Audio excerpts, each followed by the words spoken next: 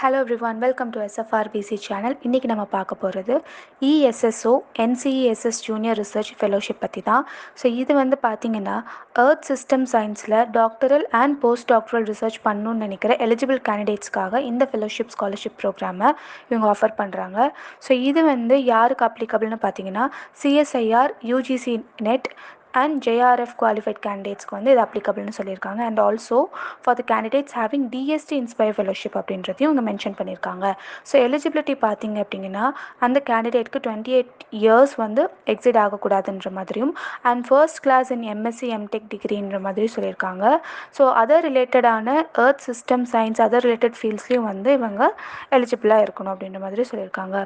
இதுக்கான பெனிஃபிட்ஸ் என்னென்னு பார்த்தீங்கன்னா பிகினிங்கில் 25,000 ருபீஸ் பர் மந்த்துக்கும் அதோட நெக்ஸ்ட் அப்கமிங் இனிஷியல் 2 இயர்ஸ்க்கு வந்து 28,000 பர் மந்த்துக்கு இவங்க கன்சாலிடேட்டட் ப்ளஸ் அட்மிசபிள் HRA இவங்க வந்து ப்ரொவைட் பண்ணுவாங்க. அது இல்லாமல் ப்ளஸ் இவங்களுக்கு ஃபீல்ட் ஒர்க் ரிலேட்டடான ஒர்க்ஸுக்குமே வந்து சஃபிஷியன்ட் கான்டிஜென்ட் கிராண்ட் வந்து இவங்க வந்து ப்ரொவைட் பண்ணுவாங்க. ஸோ இதுதான் வந்து இந்த ஃபெலோஷிப்கான டீட்டெயில்ஸ்.